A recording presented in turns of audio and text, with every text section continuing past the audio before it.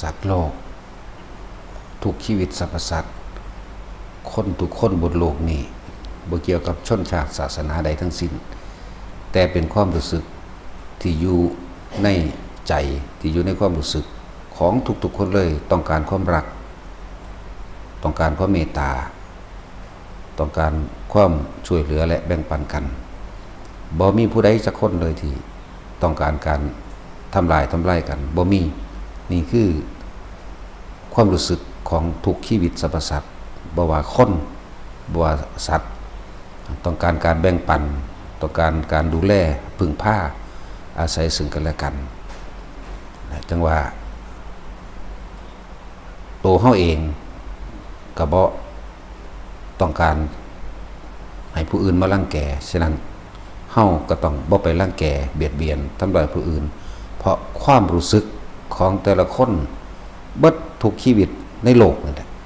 บ่มีผู้ใดต้องการให้คนอื่นมารังแกข่มเหงเจ้าของแน่นอนบ่มีเวลาลำบากก็ต้องการให้ผู้อื่นช่วยเหลือมันกันจึงว่าโลกนี้อาศัยความรักความเมตตากรุณาช่วยเหลือมุทิตาบ่อิจฉาซึ่งกันและกันนะโลกนี้ที่มีอายุยืนยาวได้ก็เพราะว่าความรักความเมตตาความกรุณาช่วยเหลือแบ่งปันซึ่งกันและกันฉะนั้นการให้จึงเป็นการสื่อสารที่ดีที่สุดของหมู่มนุษย์และสัตว์ทั้งหลายถ้าเรารู้แล้วว่าการให้นั่นแหละสิเป็นการเปิดใจเปิดรับรู้ความรู้สึกในการช่วยเหลือแบ่งปันหรือทำให้เกิดความไว้เนื้อเชื่อใจว่างใจซึ่งกันและกันฉะนั้นเฮาก็ต้องเริ่มต้นจากตัวเฮาเองรักใดที่จะเสมอด้วยรักตนเป็นไม่มีทุกคนทุกชีวิตสัตว์รักตัวเองทั้งนั้นฉะนั้นเราก็ต้องไม่ไปทำร้ายผู้อื่นช่วยเหลือแบ่งปันเท่าที่ทำได้ฉะนั้นการให้จึงเป็นการสื่อสารที่ดีที่สุดให้อาหารมั่งให้ยารักษาโรคมั่งแม้ให้ที่อยู่อาศัยตลอดทั้งเครื่องอำนวยความสะดวกบางอย่างที่จำเป็นการให้คำแนะนำไปในทางที่ทำให้ชีวิตของคนผู้นั้นคนกลุ่มนั้นมีความสังสรรค์และดีขึ้นให้รอยยิ้ม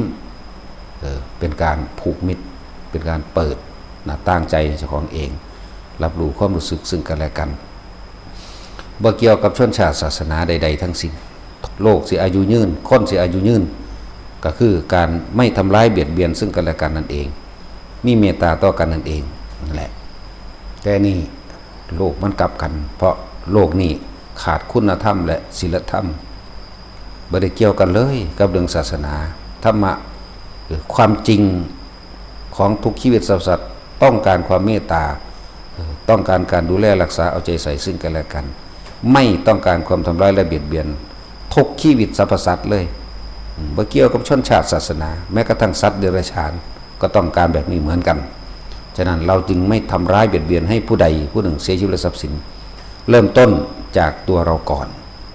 นะถึงน้อยก็หนึ่งถ้าบ่มีหนึ่งมันสิมีสองได้จังใดแหละถึงน้อยก็หนึ่งสร้างขึ้นมาด้วยตัวเฮาเองออกจากความรู้สึกเฮาเองจริงๆนะโดยจิตใต้สำนึกความรู้สึกของแต่ละคนเป็นแบบนี้ต้องการความรักต้องการความเมตตา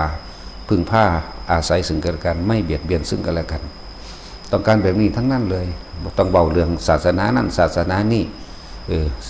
ศาสนาเป็นบางครั้งก็เป็นเรื่องของความเชื่อไม่ใช่ความจริงคนก็เลยเอาความเห็นตัวนั้นแหละบางอย่างศาสนาก็ใส่มาเป็นอิทธิพลในการเป็นผู้นำคนหรือหลอกใช้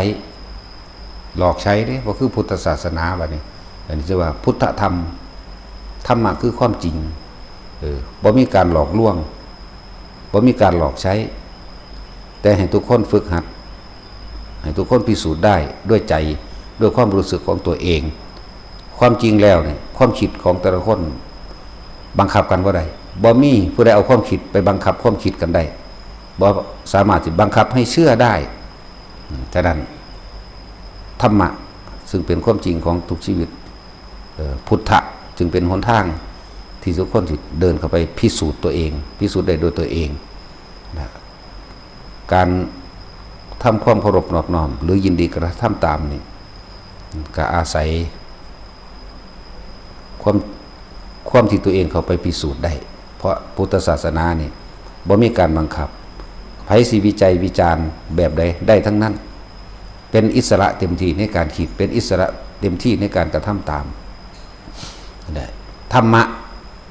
จึงเป็นทางออกของทุกชีวิตสรรพสัตว์ได้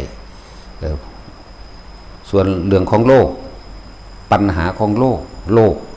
แก้โลกไม่ได้เพราะเอาตัณหาไปแก้ตัณหาเอาความอยากไปแก้ความอยากแก้บ่ได้มีแต่เอาธรรมะคือความจริงนี่แหละไปแก้ให้ยอมรับความจริงธรรมที่พระเจ้าสั่งสอนแสดงมาสามารถแก้ได้ทุกอย่างแม้กระทั่งการเกิดจังว่าทุกคนก็จริงๆแล้วก็ต้องการความรักความเมตตาซึ่งกันและกันเด้ไปทั้งใดก็ต้องการมิตรต้องการมิตรสหายเพื่อนมีรอยยิ้มที่แบ่งปันกันถามไทยกันมาตรทางใดนอไปใส่นอกินข้าวหรือยังพวกเจ้าเมื่อยบ่กินน้ำก่อนแนวมันนี่คือทุกคนต้องการแบบนี้ทั้งนั้นแหละเอธิโอเปียก็ต้องการแบบนี้อเมริกาก็ต้องการแบบนี้อินเดียแดงก็ต้องการแบบนี้ทุกคนเลยทุกชีวิตล้วนแล้วแต่มีความรู้สึกอย่างนี้ด้วยกันทั้งนั้นนี่คือธรรมนี่คือความจริงนั่นแหละเฮาเริ่มจากตัวเฮาเป็นอย่างในพุทธศาสนาของพระพุทธเจ้าแต่ละองค์ก็มีอายุยืนยาวต่างกันพระพุทธเจ้าปทุมมุตระพระพุทธเจ้าอนุมัติสีมื้อนี้อายุข้าเจ้าเป็นอย่างคือเป็นแสนปีเพราะเขาเจ้าอาศัยความรักความเมตตาความพึ่งพาซึ่งกันและกันแบ่งปันซึ่งกันและกันไม่ทำร้ายเบียดเบียนกันอายุของข้าเจ้าก็เลยยืนถึงแสนปีของพวกเฮาเด้100 ปีหรือ80 ปีเท่านั้นเองโลกนี้เต็มไปด้วยความเห็นแก่ตัวเต็มไปด้วยความเบียดเบียนเอาเถอะถ้าทุกคนมีจิตใจไม่คิดทำร้ายเบียดเบียนผู้ใดผู้หนึ่งเสียชีวิตและทรัพย์สินทั้งมนุษย์และอมนุษย์ทั้งหลายคนผู้นั้นสิขึ้นชื่อว่าธรรมคือความจริงของบุคคลผู้นั้นด้วยความบริสุทธิ์ใจที่ไม่มีความคิดที่จะทำร้ายเบียดเบียนธรรมตรงนั้นแหละจะรักษาบุคคลผู้นั้นแต่ผู้ใดมั่นใจในธรรมตรงนี้มั่นใจในความรู้สึกนี้ได้ก็ให้ทำตัวเองเป็นหนึ่งเป็นตัวอย่างอย่างว่าเริ่มต้นจากตัวเขาเองจิตใจต้องเข้มแข็งเด็ดเดียวคนที่มีฐานะครอบครัวนั่นใดก็ตามมีความรู้หน่อยมีความรู้มากหรือใดก็ตามสุดท้ายแล้วเขาก็เพียงแค่หากินเพียงแค่รอวันตายหากินซ้ำตายแต่ละคนแต่ว่าในรูปท้ายที่ตั้งไว้ฝาโลกนั้นหอยไว้บ้านนั้นเขาจะเล่าถึงเราถึงความดีหรือถึงความเลวบางคนก็อดซ้อมันตายนะแต่มันเลวเพราะมันบ่มีน้ำใจมันน่าสิตายแต่โดนแล้วบักหาอีหานี่แต่ถ้าเป็นคนดีเลยเสียดายเราเด้เราอยู่บนโลกเราช่วยเหลือเราแบ่งปันเราให้คำแนะนำเนี่ยนั่นแหละจังว่ามันสิเหลือแต่ตำนานเรื่องเราคนที่เห็นในคนอื่นเขาหลบนับถือได้โดยบ่มีการบังคับโดยบ่มีเลยเลี่ยมกลไกกุศโลบายใดๆทั้งสิ้นก็คือคนที่